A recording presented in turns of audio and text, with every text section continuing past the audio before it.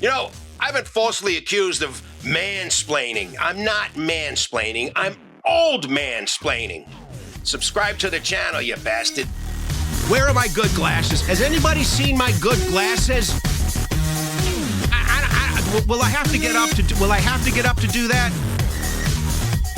How am I supposed to know? I don't know. Go on the Google machine. What the hell do I know?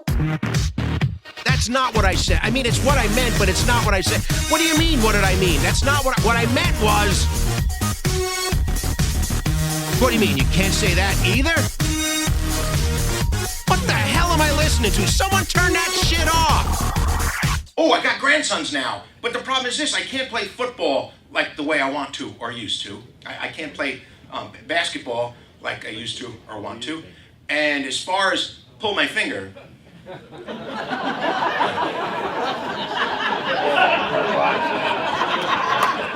my age, you know what I mean? It's like you think you're gonna get a trumpet. But there's a pretty good chance you're gonna get the whole marching band. Today's episode is about my least favorite subject, going to the doctor. So you're not supposed to play games with your health. I do, because it's basically the only game I've got left. And like every other game, there are rules, apparently. Did you know, like, for instance, for one of the rules of this game is you can't bring a flask into an MRI. Who knew? So one game I've been playing a long time, it's a combination of dodgeball and Ollie Ollie Oxenfree. And I call it dodging the Kalyanioscopy. I've been dodging them for a long time. Like, you're supposed to get one at 40. I bypassed that. 45, blew by that. 50, gone. 55, the speed limit, blew by that. Now I'm on the other side of 60, and Mrs. Briscoe has finally figured out that I haven't been getting my Kalyanioscopy. So one day, my phone rings. It's Mrs. Briscoe, and she's like, Hi, honey. How you doing? I need you to do me a favor. Yeah, what is it? She goes, I need you to take me to the doctor. And I'm like, oh, okay, is everything okay? And she's like, I have lady problems. Now, for an old Neanderthal like me, who doesn't, I hear lady problems, I shut down. I don't want to hear any other symptoms. I don't want to hear. I hear lady problems. I know where that is. I'm like, what else? I don't want to hear anything else. So I hear lady problems. I'm like, yeah, honey, I'll be available. She goes, good. So the day arrives. I think I'm driving her to her doctor I said, I'll wait in the car. No, you have to wait. I have to come inside. I said, I'll wait in the lobby. No, you have to come upstairs. So I go upstairs. I find out the appointment was for me. I looked at her, I go, I thought you had lady problems. She goes, I do. I'm a lady, I'm married to you, and that's a big problem. So now I'm in the doctor's office with her because she doesn't trust me to be talking to anybody in doctor on my own. It's just me and her. And I'm like, man, I'm trapped like an exhausted rat in a maze. And when I get nervous or I get really stressed out, I have what's called a bad gag reflex. Dumb, stupid, corny, old jokes that are always spinning in my head just fly right out of my mouth. So the doctor walks in, hello, hello, hello, and now the stupid jokes start flying out of my mouth. I can't help it. How are you doing today, Tom? I'm doing good. Hey, let me ask you a question. Sure. Who deals with more assholes in a day, you or a Corvette salesman? He's like, I drive a Corvette. Like, okay. He goes, well, let's just go. He goes, do you smoke? I said, yeah, only when I drink. I'm down to 2 packs a day. Nothing. He has nothing. I like, why don't you go to the x-ray machine, see if you got yourself a funny bone. I got a question, though. You said a procedure. I go, yeah. I go, and you use a camera. He goes, yeah. I got a question because I know where you're going to stick the camera. I got a pretty good idea. My question is, what kind of camera are you going to use? He goes, why? I said, because my father used to have a camera. It was like this big, and if you took a picture, a flashbulb would fly across the room at 600 miles an hour, right into the carpet. If you picked it up too soon, you'd burn your fingertips, and it burned the carpet. So I want to know, what kind of camera do they use? He goes, it's considered non-invasive, and we do it the procedure each and every day. Mr. Briscoe, you have nothing to worry about. We know what we're doing. I was like, okay. We? He goes, yeah, we. I go, what do you mean we? He goes, my team. I'm like, you have a team? For the camera exam? He goes, yeah. I'm like, what? I didn't know there was going to be a team because I live in New York. It's a union town. It's not just going to be a camera. It's going to be a camera, a cameraman, a best boy, a key grip, a bunch of Teamsters hanging out in a coffee truck, smoking cigarettes all day. I don't need that kind of pressure. Could you barge into the room, and say, I'm the director, and wear a baseball hat and have dark sunglasses and a couple-day beard on and go, we are going to make magic today, people, and then look at me in the robe and say, I cannot work with this asshole, and then shut everything down? Can you do that? No, he says. I'm like, ugh.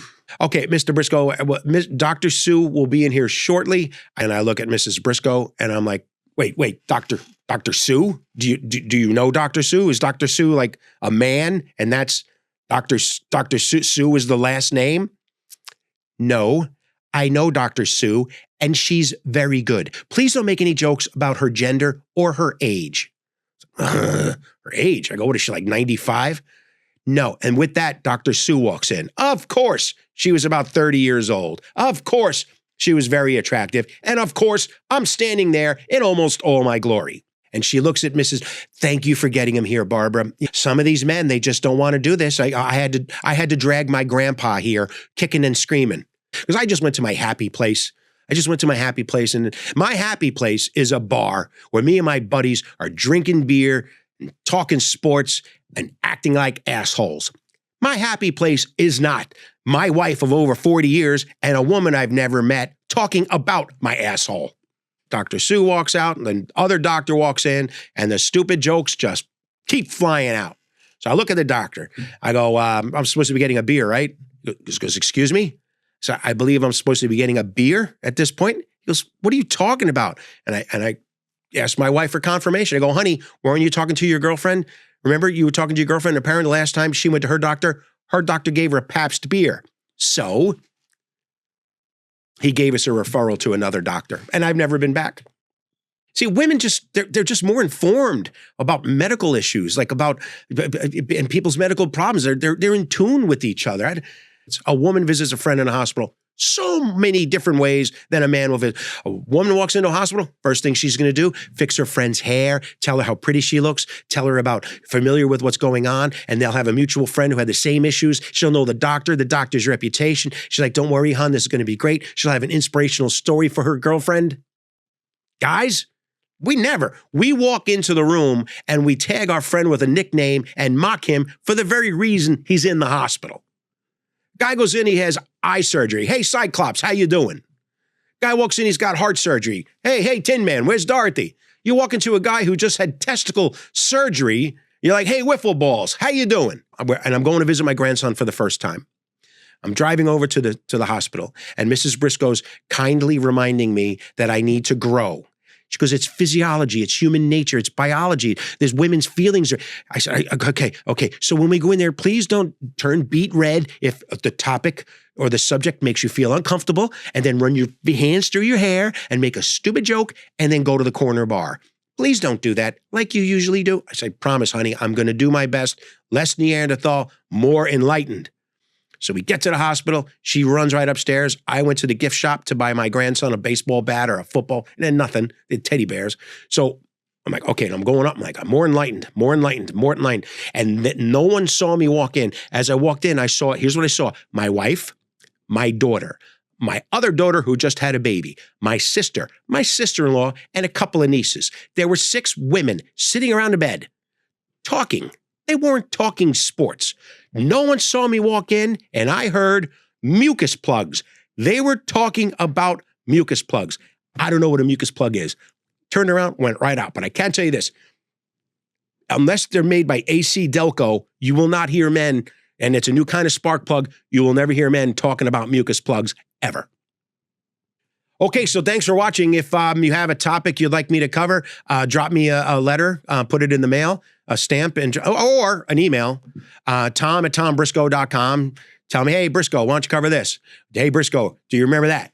You can follow me on all the face media, social tubes, face things, and thanks for watching. Also, please remember to hit subscribe, follow, like, and do all that stuff. Where are my good glasses? Has anybody seen my good glasses? Will I have to get up to do that? How am I supposed to know? I don't know. Go on a Google machine. What the hell do I know? That's not what I said. I mean, it's what I meant, but it's not what I said. What do you mean, what did I mean? That's not what I meant was... What do you mean? You can't say that either? listening to? Someone turn that shit off.